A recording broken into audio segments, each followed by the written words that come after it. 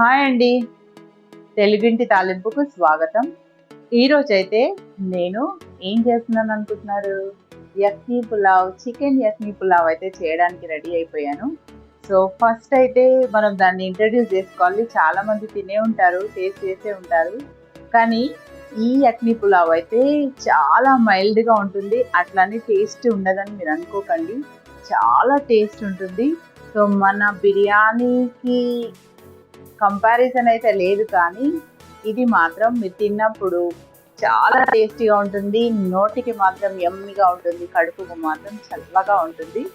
So మనము ఎలా చేసుకోవాలో చూసేద్దామా?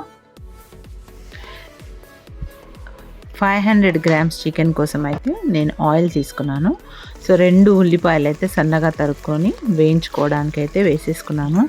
సో 2 కంపల్సరీగా వేసుకోవాలి 500 గ్రామ్స్కి. ఎందుకనంటే మనము వీటిని వేయించిన తర్వాత అయితే మంచిగా మనము 2 భాగాలుగా డివైడ్ చేసుకుంటాము. సో మంచి క్రిస్పీ బ్రౌన్ కలర్ అయితే రావాలి. టెక్స్చర్ కూడా ఇట్లా కరకరలాడుతూ ఉంటేనైతేనే చాలా టేస్టీగా ఉంటుంది. సో ఇప్పుడైతే వీటిని వేయించేసుకుంటున్నాను.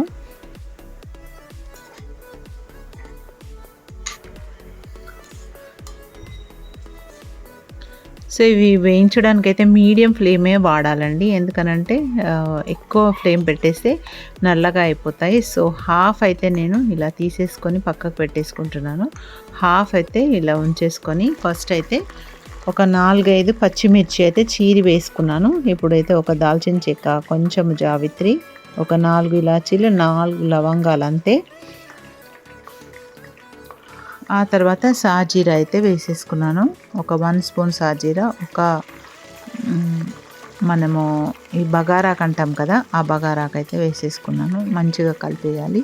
ఉల్లిపాయలు మాత్రం వేగాలి కానీ మాడకూడదు. మీరు చూడండి, బ్రౌన్ కలర్ వచ్చాయి కానీ మాడకుండానే, అవి మాడక ముందే ఒక 2 స్పూన్స్ అయితే నేను 1/2 కేజీ చికెన్కి 1/2 కేజీ రైస్కి అయితే ఒక 2 స్పూన్స్ పెద్ద స్పూన్సే వేసాను.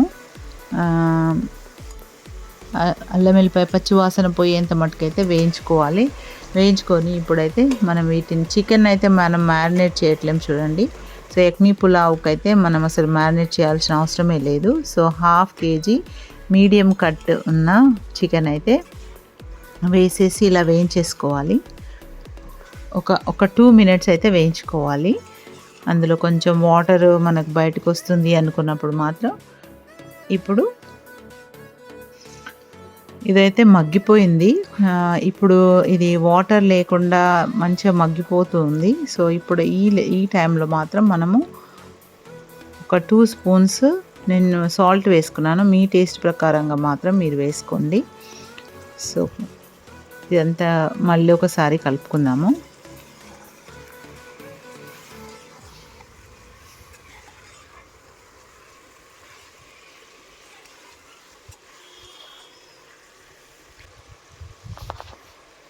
ఇప్పుడు మాత్రం ఒక 1 స్పూన్ గరం మసాలా వేసుకున్నాను. మనము దీనికోసం సపరేట్గా నేనేం గరం మసాలా అయితే రెడీ చేయలేదు. నా దగ్గర ఉన్న, నేను ఎప్పుడు నా దగ్గర అవైలబుల్గా నేను ఇంట్లో చేసి రెడీగా పెట్టుకుంటాను. సో అదైతే వేసుకొని నేను మళ్ళీ ఒకసారి అయితే కలిపేసుకున్నాను. ఇప్పుడు కుక్కర్ మూత పెట్టేసి 2 విజిల్స్ వచ్చేంత మటుకైతే మనము ఉడికించుకోవాలి. యాక్చువల్గా ఇందులో నీళ్ళు అస్సలు పోయకూడదు. అది దాంట్లో వచ్చిన వాటర్ తోటి అది ఉడికిపోతుంది. ఎక్కువగా ఉడకాల్సిన అవసరం లేదు. 2 విజిల్స్ అయితే పెట్టేసి మనం ఉడకబెట్టేసుకున్నాము. మళ్ళీ తర్వాత రైస్తో పాటు కూడా ఉడుకుతుంది కాబట్టి. సో ఇప్పుడు నేనేం చేస్తున్నానంటే రైస్ వేస్తున్నాను. ఈ రైస్ అయితే నేను 1/2 an hour అయితే నానబెట్టేసుకున్నాను. శుభ్రంగా కడిగి నానబెట్టుకున్న బాస్మతి రైస్. యక్నీ పులావ్కి అయితే బాస్మతి రైస్ అయితేనే చాలా టేస్ట్ ఉంటుంది. సో మీరు చేసినప్పుడు మాత్రం మీకు వీలైతే తప్పకుండా బాస్మతి రైస్ని వాడండి. ఇప్పుడు ఎక్కువగా కలపొద్దు, జస్ట్ అట్లా మసాలాతో మిక్స్ అయ్యేట్లుగా లైట్ కలపాలి. ఎక్కువగా కలిపితే మనకు బియ్యం అనేటివి విరిగిపోతాయని మీకు తెలుసు కదా. సో ఇప్పుడు ఒక్క ఆలుగడ్డ మాత్రం నేను పీల్ చేసుకొని వేసుకున్నాను. సో ఇప్పుడు 1/2 కేజీకి 1/4 కేజీ పెరుగు అయితే గిలకొట్టుకొని వేసుకున్నాను. కొన్ని వాటర్ జస్ట్ అట్లా ఒక చిన్న 1/2 కప్పు లేకపోతే ఇంకొంచెం ఎక్కువ వేసుకున్నాము. ఎందుకనంటే మనం మొత్తం ఈ పులావ్ని మాత్రం మనము పెరుగులోనే ఉడికించుకుంటాము. అదే దీని స్పెషాలిటీ. సో ఇలా లైట్గా కలిపేసుకుందాము. కలిపేసుకొని మనము ఫ్రై చేసిన ఆనియన్స్ మాత్రం పైన ఇలా వేసేసుకొని మళ్ళీ మూత పెట్టేసుకొని కరెక్ట్గా 3 విజిల్స్, నా దగ్గర ఉన్న కుక్కర్తోనైతే 3 విజిల్స్కి అయితే ఇది రెడీ అయిపోతుంది. దానంతలో తానే స్టీమ్ పోయినాక మాత్రం ఇలా తీసేసుకుంటే చూడండి పుల్లులుగా అయితే అయ్యింది. సో మనం వాటర్ అయితే పోయలేదు. చూడండి, మీరు టేస్ట్ చేసి చెప్పండి, ట్రై చేసి ఇది ఒక్కసారి తింటే మాత్రం మనం తప్పకుండా మళ్ళీ అయితే ట్రై చేస్తాము.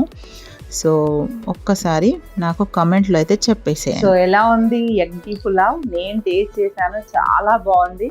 సో మీకైతే మీరు ట్రై చేసి మీకు నచ్చితే మాత్రం తప్పకుండా కామెంట్స్ పెట్టండి, షేర్ చేయండి, లైక్ చేయండి, సబ్స్క్రైబ్ చేసుకోండి. Thank you.